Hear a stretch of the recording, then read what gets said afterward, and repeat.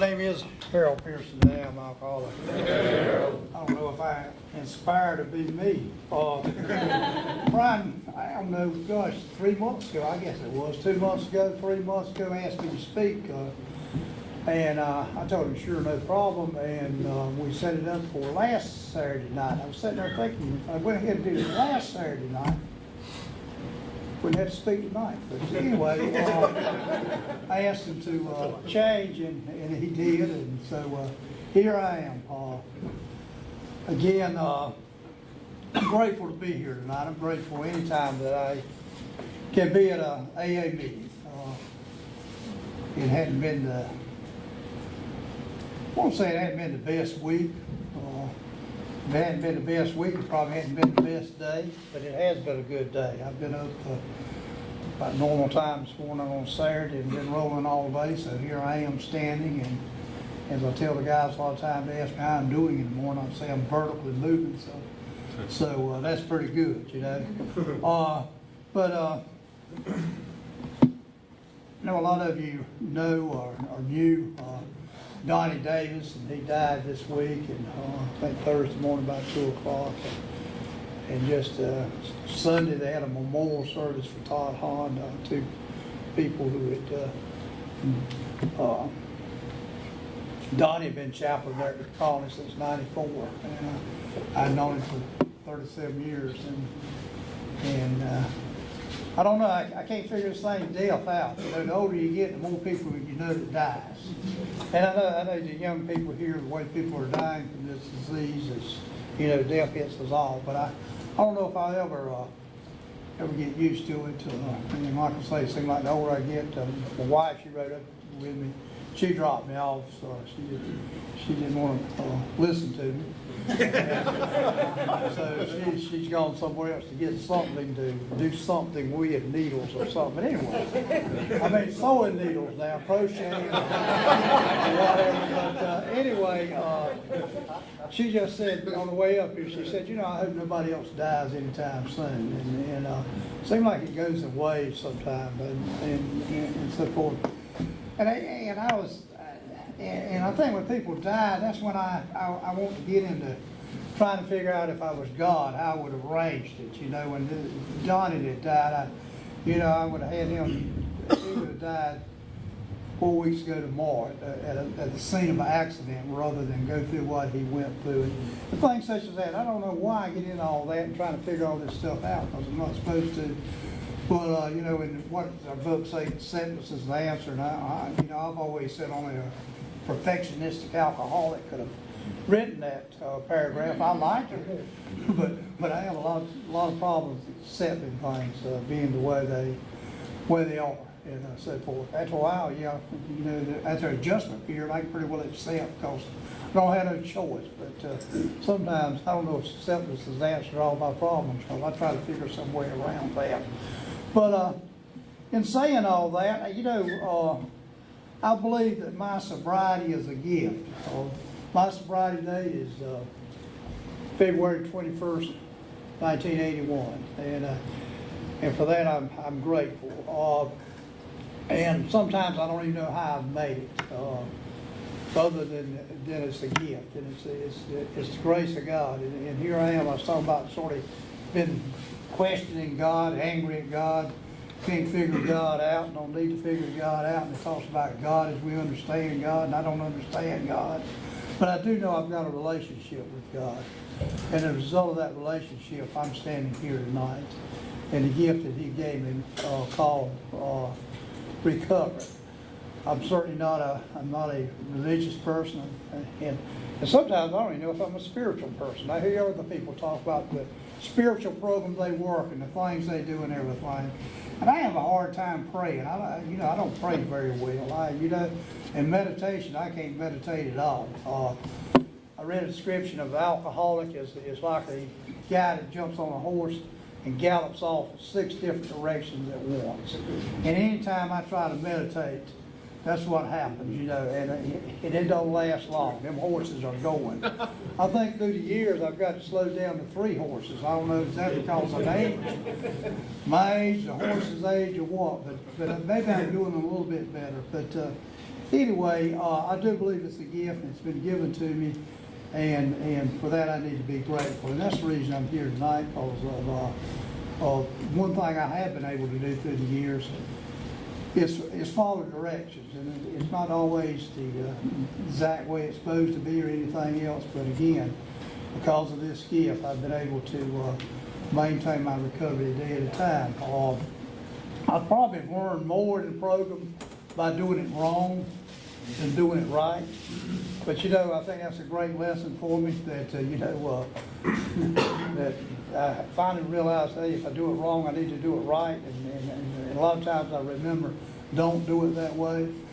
I've done some crazy things in recovery. I've done some things probably I shouldn't have done in recovery. I know I've done things I shouldn't have done in recovery. But again, because of the gift of recovery a day at a time, I haven't found it necessary to take a drink of liquor or any other mood-altering chemical. And again, that's only because of the gift that's been given to me. The first meeting of Alcoholics Anonymous I attended right here in this room, and it was in October of 1977. And it was a Tuesday night, and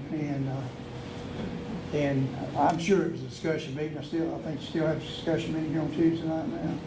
But I had came up here with some people. They were 12-stepping me. I guess they'd already 12-stepped me. They 12-stepped me on a Sunday night. And that's the reason I know it was October, because the World Series was being played. And there was a World Series game on that night. And I called two people, Herb Crisco, who's dead now, died this past August. And he was still sober in the program of Alcoholics Anonymous at his death. But I called him on a Sunday night, and the reason I called him was I wanted my wife at the time to shut up. She said, you need to do something. And I knew I needed to do something. I knew I needed to do something. No doubt about that. But I called him, and I don't know what time it was.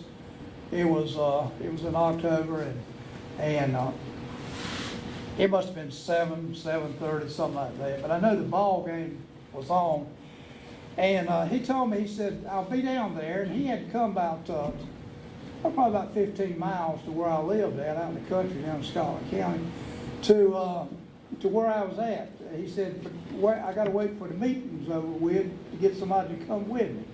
And I was wondering, why is that? What's this thing, getting somebody to come with me? But he enlisted Milligan, who's dead now. But they came and 12-stepped me that Sunday night. And they told me about the program of Alcoholics Anonymous. They told me a little bit about their life, and they told me about what had happened as a result of Alcoholics Anonymous. And really, I don't remember any of that.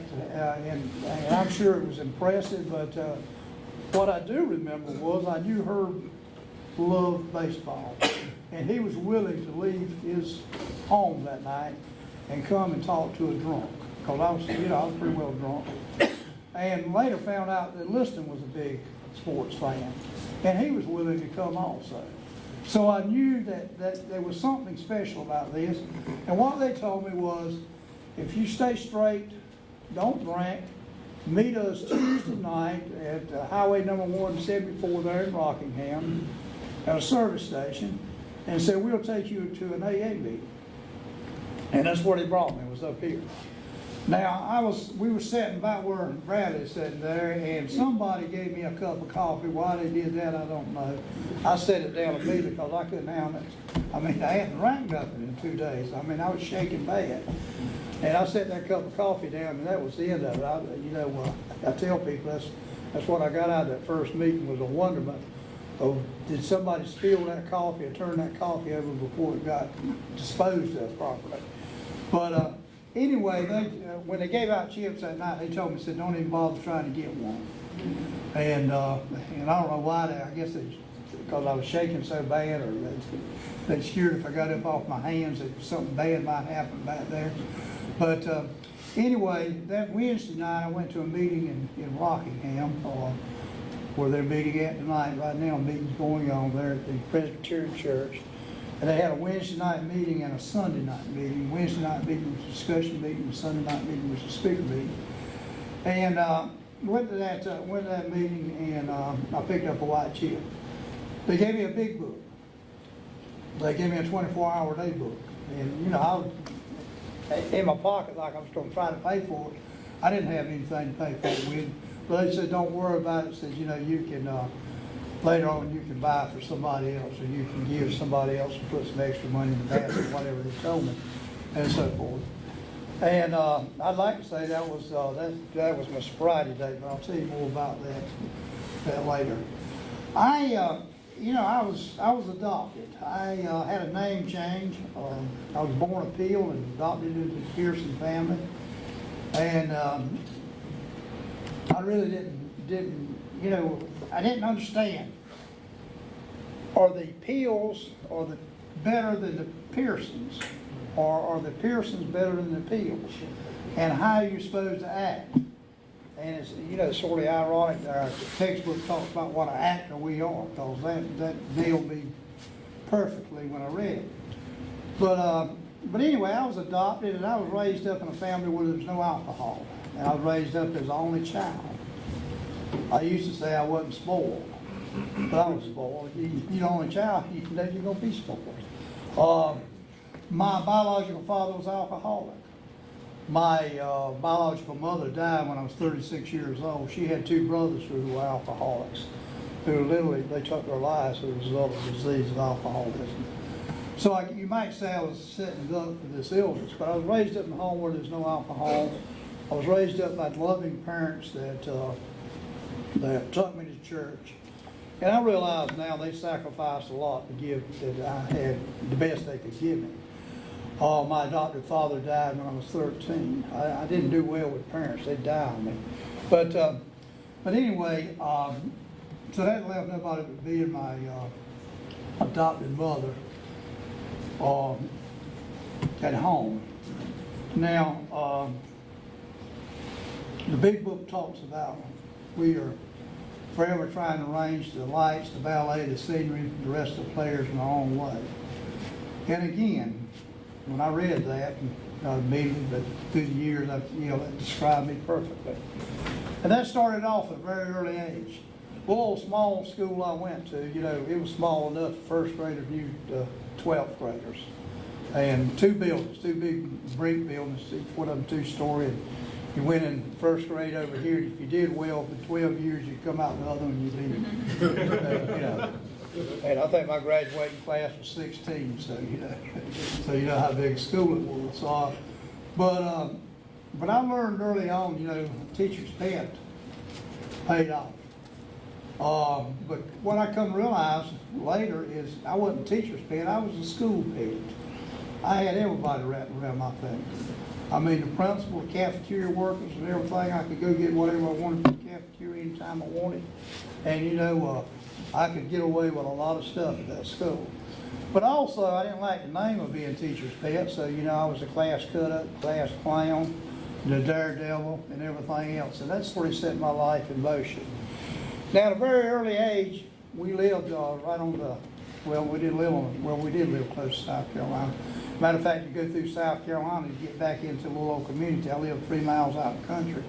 And go through South Carolina to get back into North Carolina where the school was, where Mama worked at, and 1 store, 2 stores where you could buy groceries and things such as that. And it was dry back then in North Carolina or in Scotland County anyway, other bootleggers. But anyway, in South Carolina, right across the line, there was a beer joints. And I remember at a very early age going by there and riding in the car and seeing people doing donuts out there in the car parking lot. And boy, that was just exciting to me. Sometimes you could catch them just right by the time they hit the pavement out there, and they'd be burning rubber off the tires and smoke coming up. Boy, that excited me. Because my mother, she would talk about they were drinking. I didn't know what drinking was. We didn't have a TV. I didn't, there was shooting pool. I didn't know what shooting pool was. They were shooting pool. But I knew one thing. One of these days, I wanted to find out what it was that made them drive those cars like that and all. Sometimes we'd be going back to church on Sunday morning. There'd be a car turned over in the ditch out there. Back then, I guess they had records, but everybody took care of their own stuff like that. And I thought that was exciting. You're driving good enough to turn one over. Now, what I didn't realize that one day, one day I would, I would find out what went on those places, make people drive like that and things such as that. And, but I never realized I'd probably spend enough money at these two places to buy them, to pay for them. I didn't realize I'd be asked to leave those places. I didn't realize I'd be found passed out under a tree behind the place. I didn't realize I'd be sleeping in the booths and everything else. But another thing, most beer joints I went to, I told you I was always a teacher's pet, the school pet and everything. I would become the beer joint pet. Everybody liked me. I had a way of liking, people liking me. Because if they didn't, I wouldn't be standing here tonight. Somebody would have killed me. I've had people come up to me and tell me, said, man, I knew that guy was going to blow you away last night. I had no idea what they were talking about. They said they had a gun up in my head and everything else. And, I was talking about sunny beaches and things like that. And he thought I was talking about him and so forth. But I was able to get away with stuff. I was able to, people take care of me, enable me, I guess that's the terminology they use now, and so forth. And time rolled on. Out of high school, before I completed high school, my adopted mother decided she wanted me in the Air Force. Vietnam was hot and heavy then, and she didn't want her son, her only living son, in the rice paddies of Vietnam. So she decided I need to go in the Air Force. I went in on delayed enlistment plan and enlisted before I completed high school. And boy, that's a story in itself, up at Sir Walter Raleigh Hotel up in Raleigh, trying to get past the physical, and you've been drunk the night before. And it's a simple thing, follow a green line, but you're buck naked trying to follow that green line. And about 300 more guys buck naked trying to follow a green line. And they drank all that beer at night, and when it came time to pee on the little strip they give you to pee on, they couldn't pee. And I mean, it was crazy. But anyway, they didn't turn you down. You'd have to be bad to get turned down back then. But I passed, got in, and this being Memorial Day weekend and so forth, I'd like to say I was a great soldier. I was a good soldier. I knew how to soldier. Again, I knew how to please people. I knew how to get things done and so forth. But I remember Tech Sergeant Smith. He was from the state of Texas. And he wanted to meet with me, and I was over in Talkley, Thailand, and he sat down with me, and I can, like it was yesterday, we had that meeting. And he didn't tell me I needed to quit drinking, but he told me I needed to look at my drinking. He said, I don't know what your career plans are, but he said, I've seen a lot of young men like you had a career ruined because of their drinking. And he said, you drink a little different, and you drink more, and things such as this. And he said, you might need to take a look at it. And I remember that. It made an impact on me because I still remember that. I didn't quit drinking or anything else. But I would think, I wonder if he's watching me, with things such as this. But my military career was cut short because of my adopted mother had terminal cancer, and they wanted me to come home. And this was in November 1968. I came home. I had the key to the program. I knew if I went home and didn't drink, I wouldn't get drunk. I didn't know anything about not drinking and going to meetings, but I knew if I went home, I didn't need to drink. And that's what I was going to do, because I knew if I drank, I'd mess up. And sure enough, I'd been home about 4 days. It was November 1968, and I drank. And from then until March of '69, when she died, there was a lot of drunken outbursts, a lot of people having to tote me in the house, and a lot of profanity and things such as this. And needless to say, I was no benefit to my mother. Got my first DWI during that time. Went to jail the first time in Scotland County. I'd been in jail in the military.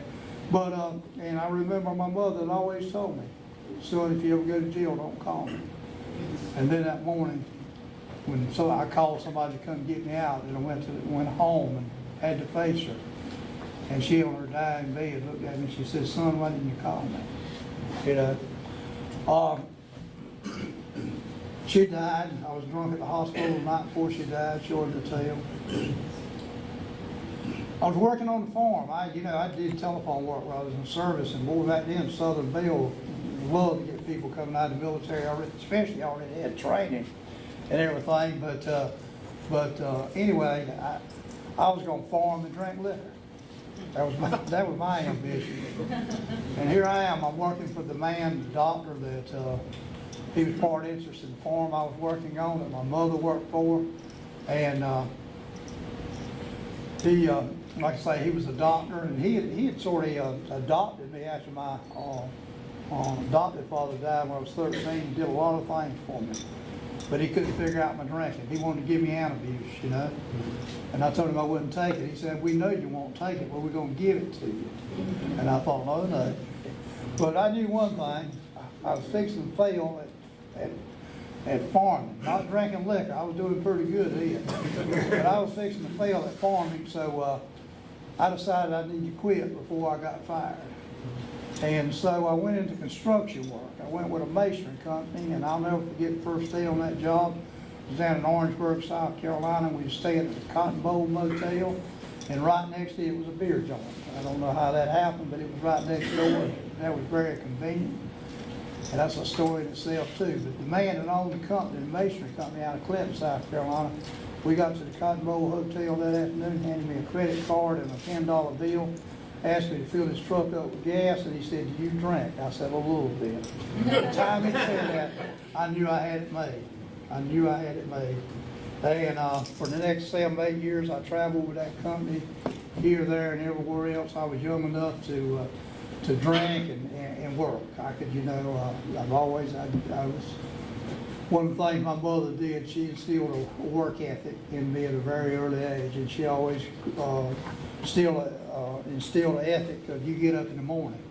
She never called me for one time, and so forth. So I could get up, I could go to work, and like I say, I was young enough to do it.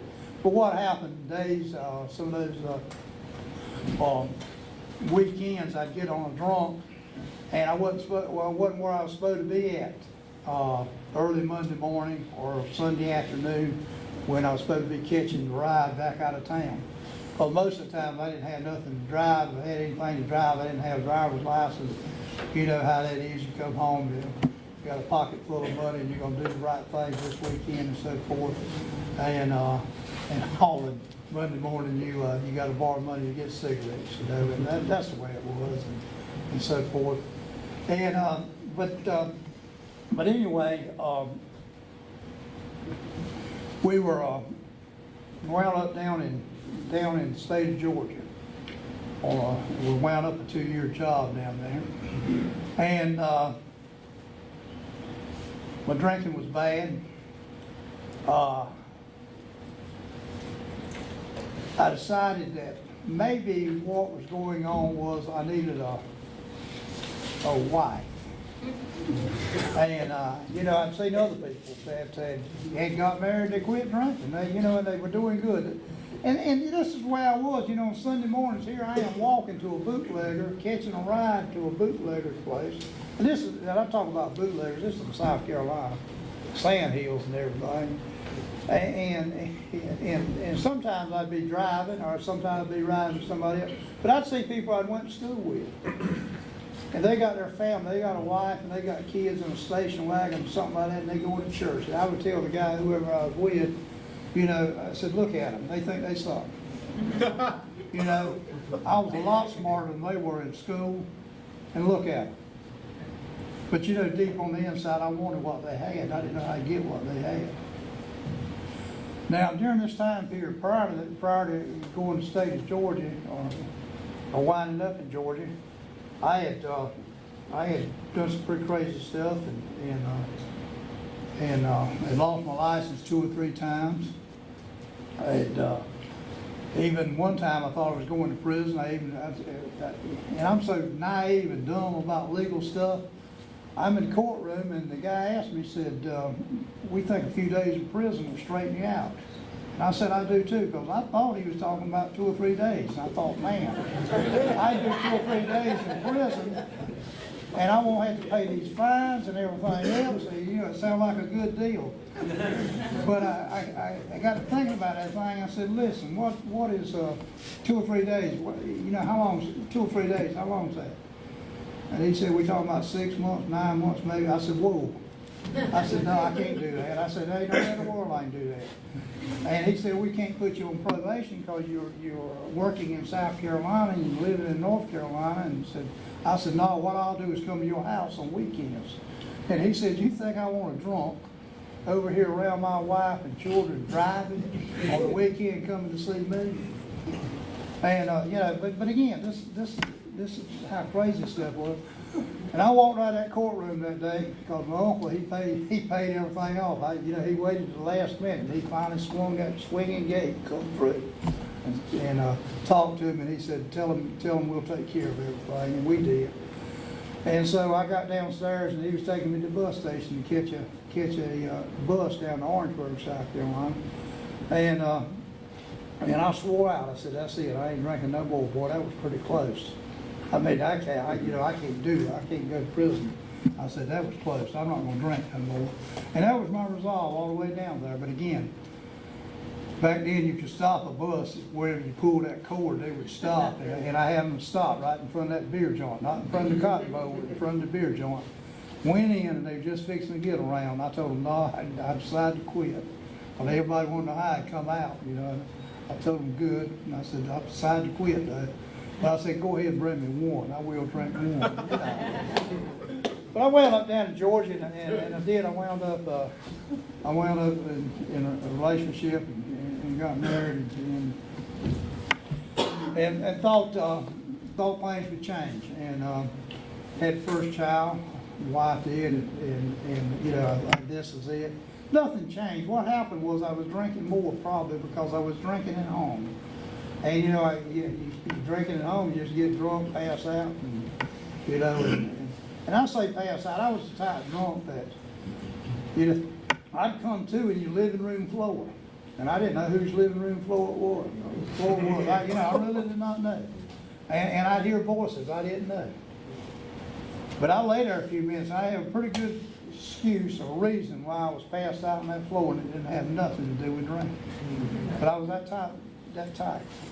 But so like I say, my drinking probably got worse.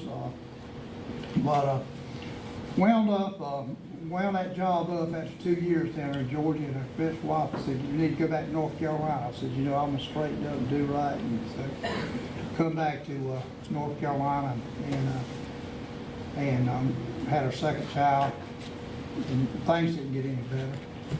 And then October of 1977, when I made that phone call. And the reason I made that phone call was I wanted to show her up. We had 2 children now. And we went that Sunday down to Lumberton to my half-sisters to eat. And that Sunday morning was no different than any other Sunday morning when I woke up or came to. I had to go get some, I was at that time drinking 100 proof Smirnoff. And had to go get some to calm my nerves and all. Later I went back to get some more because we was going to Lumberton, and I knew I needed to take some with me. Because I would be shaking so bad that I would turn tea over at the table or things like that, food forks and all. I missed a lot of meals in my life because I shook so bad I couldn't use forks and spoons to shovel food in your mouth. I had to eat what I call finger food. Or if I was sitting at the table with somebody, I'd have to catch them looking another way, and I'd try to get it up in my mouth. And so forth. So anyway, on the way home from Lumberton that day, that's when she said, "You need to call somebody." And she the one suggested I call her, but so I did. And I made that phone call, and like I say, we made that meeting on Tuesday night up here. And the next 2 years and 8 months, I went through a period there, couple of weeks drinking NyQuil. But I wasn't drinking alcohol, I wasn't drinking beer, and I wasn't drinking liquor. But I knew exactly what I was drinking that NyQuil for. And I wasn't doing any other funny stuff. I had graduated from AA after 13 months, I identified, yeah. And what I really loved about the program of Alcoholics Anonymous was one day at a time. I really like that. It made a lot of sense to me, one day at a time. So what happened was, after 2 years and 8 months, it was in June, and it was hot. And I had bought a country store. I had a masonry business. I had 2 big checkbooks. I didn't have no money, but I could float checks and keep things going. By this time, we had the 3rd child, and my wife, God bless her, she never went to Al-Anon or anything, but she had a problem. She wouldn't lie for me. My brother called to see how I was doing, and she would tell me, he'd laying over here drunk. And I think, my God, don't tell him that, you know. And at one time, things were going good in my life. I'd bounce around in the bank, and they would, you know, if you got a little bit of money or something, and things, they'll call you Mr. Pearson and stuff like that. But things started going bad, and I started sending my wife to the bank to take care of things. You know, they've got 2 businesses, you have to do something. And finally, she quit going. So I couldn't go then. I started using the deposit box, the night deposit box. And I started putting notes in, you know. And if you put the wrong note, you got to write another note. I know them people thought he's a real idiot now. And they knew what was going on. But anyway, that June afternoon, I don't know exactly when it was in June, but it was towards the end of June. I walked in that country store, and I told my wife, I said, you and the kids about to worry me to death. And I went behind the counter and got a little brown bottle, spirits of ammonia. I'd seen guys early on, when I worked at the store when I was 14 years old, they used to come in shaking bad, and they get a bottle of that spirits of ammonia and a Coca-Cola. Pour some of that Coke out and pour that ammonia in there. They'd drink it and they'd level off. And I drank many bottles trying to get over detox myself. I didn't know what detox was, but that's what I was trying to do, trying to get over the shake so I could go back to work and all. But I never got on the drunk with that. But I went behind the counter and got me a bottle of that ammonia. Got me a Coca-Cola, poured part of it out, filled that Coke up with that ammonia, and I drank it.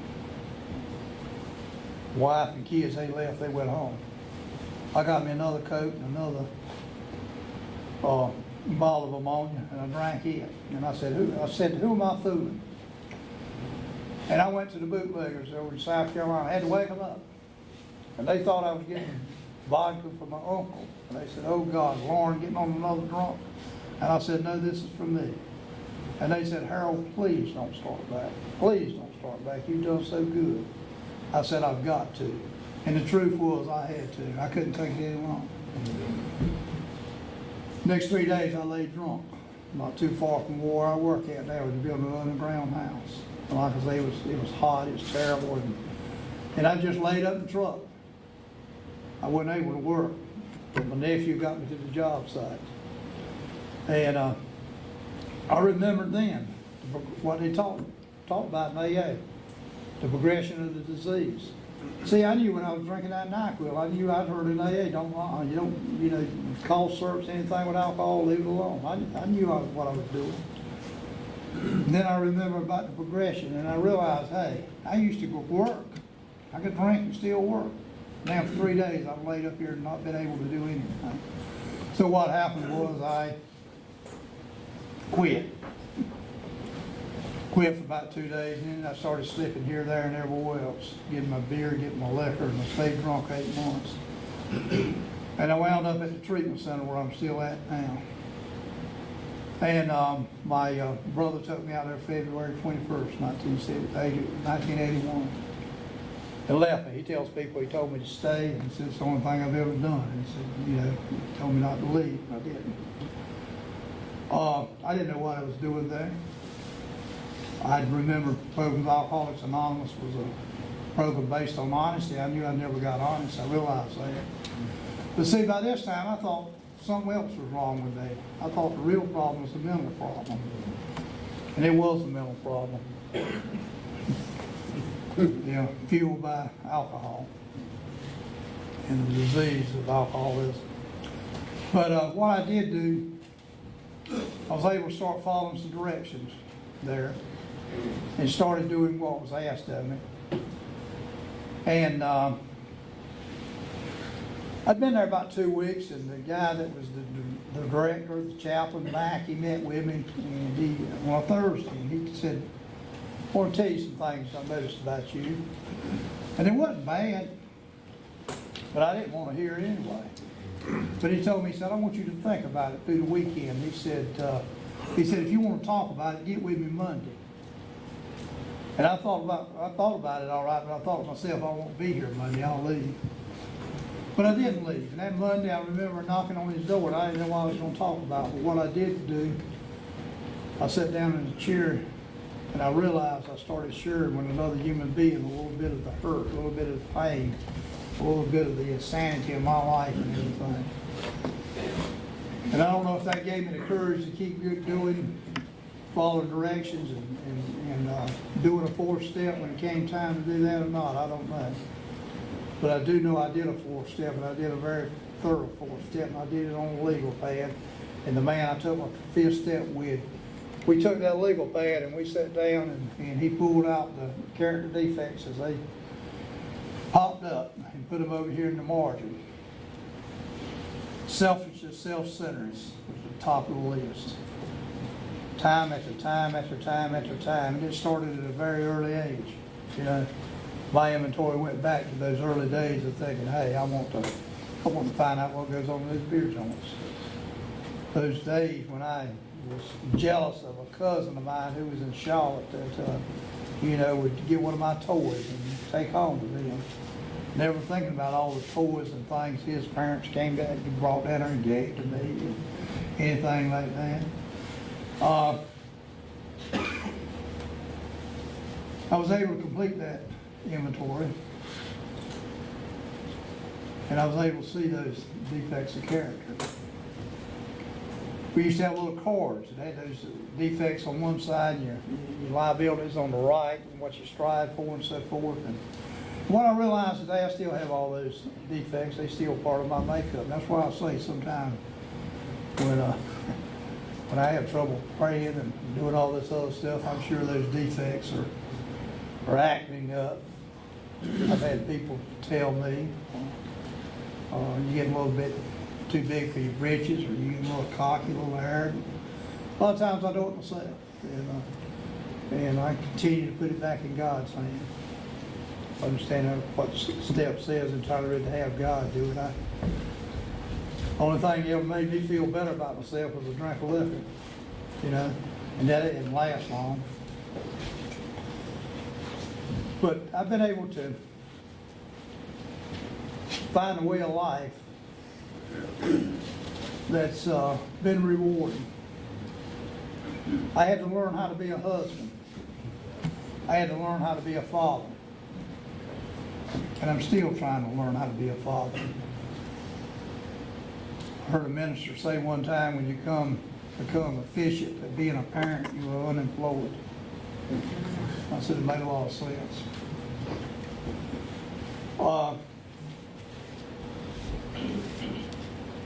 We had an opportunity, my wife and I, to buy a house. And I didn't want to buy that house because I was going to have to fill out applications for credit. And people were encouraging me to do that. I've been about 3 years down the road then. And I couldn't tell them that, I couldn't get credit, that I'd ruined my credit. I couldn't tell them that. So I finally went, and this year was back. I guess computers were coming, they were using computers, but they wasn't like they were now. They were still doing a lot of writing and everything. And I'm sitting there, and I'm trying to give some kind of history of things I've been able to buy and pay for and everything. And and I'm thinking these people, they're eventually just going to tell me, look, we appreciate you coming in, but we can't help you. And I knew that. That's what I was really wanting. But I messed around, and I kept going back and going back and going back, and after about 3 or 4 trips over there and answering more questions and so forth, I got the phone call, and I was approved. This was in the spring of the year. And I said, I can't do it, you know. Can't buy this house. Make payments, scared, full of fear. But about midsummer, this was in the spring of the year, about midsummer, right over here, Bill Smith Ford, this is back when it started leasing. They were leasing the first time I ever remember them leasing. That was a big deal. And Rangers were out, little Ranger trucks and everything. I decided they needed me a Ranger truck. And I think you could lease one about $99 a month like that, and I figured I could make those payments. And see, I remembered they're gonna let me buy a old big house. I know I'd get that truck. I wasn't, and it wasn't no, well, they had 4 doors back then, I guess, but it wasn't no 4-door truck, probably a 2-seater. But anyway, I picked out the truck I wanted and everything. I filled out an application that morning, and they said, we'll give you a call this afternoon. You can come up here and pick it up. We know you'll, you know. And I knew I would too. Well, I was tickled to death. Now, see, I wasn't thinking about family. I wasn't thinking about, got 3 kids and if I needed anything, I needed another car. That's what I needed. I was thinking about me. And so what happened was, they called me that afternoon. They said, we don't know what happened, but your application got turned down. And I couldn't believe it. Resentment. Everything else, 2 or 3 days, I'm mad, resentful, why God, you know, and all this, you give me a house, I can't get a truck to drive. Well, later on that fall, I bought that house. And I realized the reason I didn't get a truck, I couldn't have made a house payment, a truck payment too. A little lesson in how God, as you hear me say, I don't understand what works, took care of it. And there's been one example after example of that in my life. And time rolled on, and I got a call one morning, it was a Wednesday morning, and it was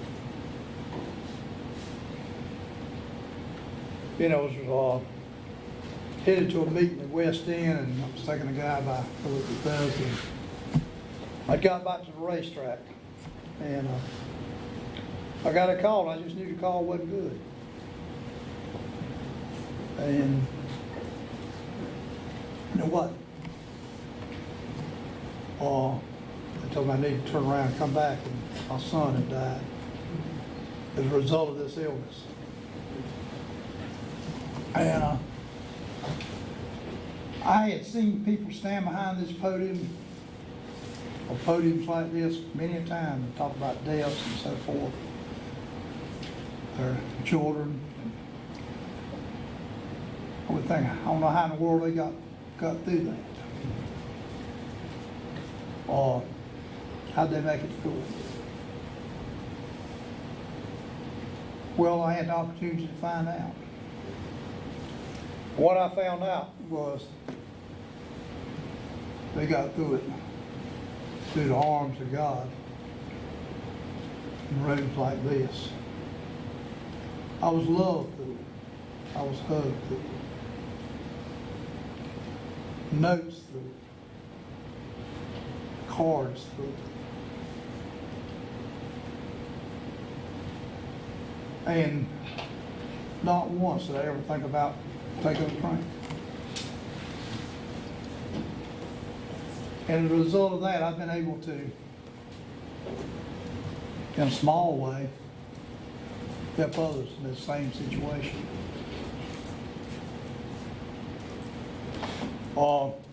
Like I said, sometimes I don't understand death, I don't understand life. But I do know this. I've been blessed. I've had a great life. Ron, a lot of you know Ron. He and I joke a lot of times, we die now, we've been blessed, That Program of Alcoholics Anonymous has given me a life that exceeded any expectations that I ever had. go back to thinking about those guys driving those cars and doing whatever they were doing. And as a kid, looking out the windows of that car and thinking, man, one day, and I'm sure that was very exciting to me. And I would have, I experienced that. But standing in my early days of Alcoholics Anonymous, if I looked ahead, I would have never believed that I've been able to experience what I've been able to experience. The highs, the lows, but all of it good. Because without the lows, you're not going to experience the highs. Without the pain, you're not going to experience the joy. So I've been blessed. I've experienced the lows, I've experienced the pain, I've experienced the hurt. But gosh knows I've experienced the joy. And that joy I find is in rooms like this, around people like you.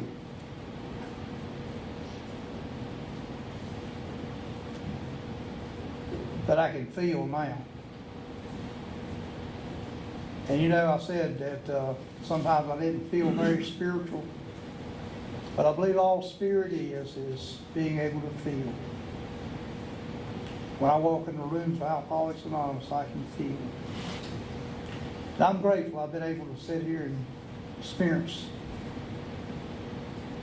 the ability to feel love, to feel compassion. And as a result of that, I stand here and feel good tonight. And I want to thank you for that. Brian, I want to thank you for giving me this opportunity. I love each and every one of you. Thank you.